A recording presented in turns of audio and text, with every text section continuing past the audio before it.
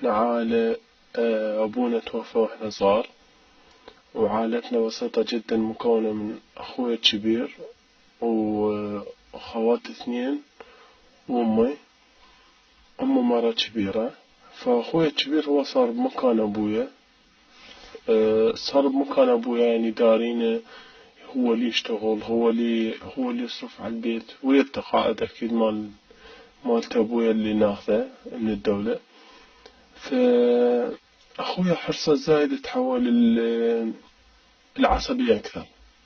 صارت الشغلة مو بس حرص على مستقبلنا، صارت الشغلة شغلة إلزام وأمر بيها، يعني إطاعة بكل جوانبها السلبية والإيجابية.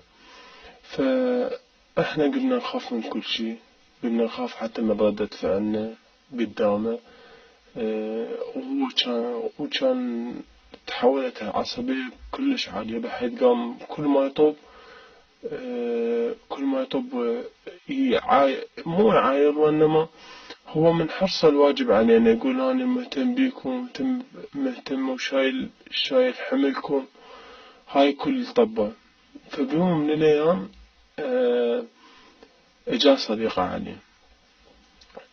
علي جا قايل له انه انا شفت اختك جاي تمشي ويا ولد بالشارع. اختي بهاي اللحظة كانت بالكلية.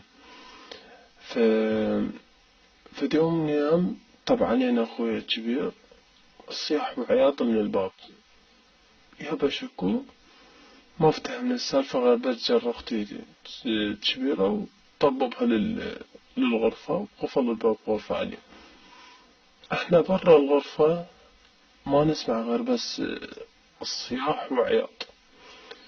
امي تحكي تريد، اختي الاخت تعيط، اني هم حاولت ادفع الباب شكد ما اقدر، انا بدي ادخل بس اشوف مصر شنو.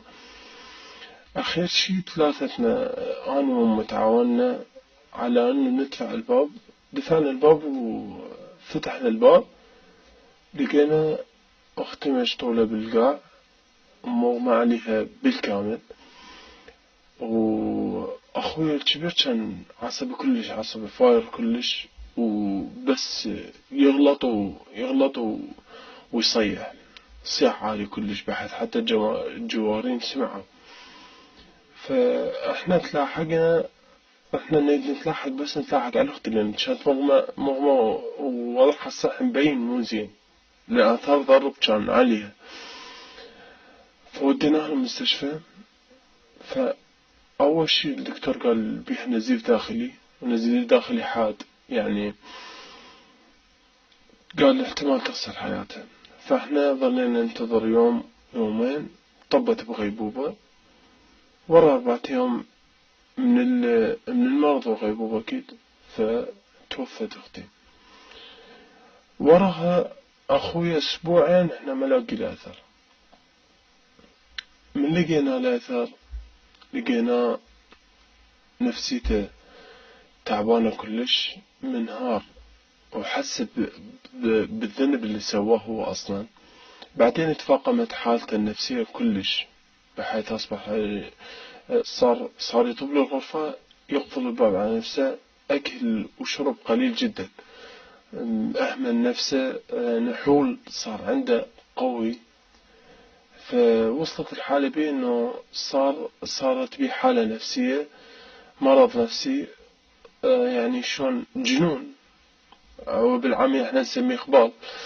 فقام يحكي ويا نفسه، قام ما يسيطر على نفسه، أصبح صار يسوي حركات بديهية، يعني هاي كلها المجتمع متعرف عليها. احنا أكثر عائلة يمكن انتدت من العنف الأسري.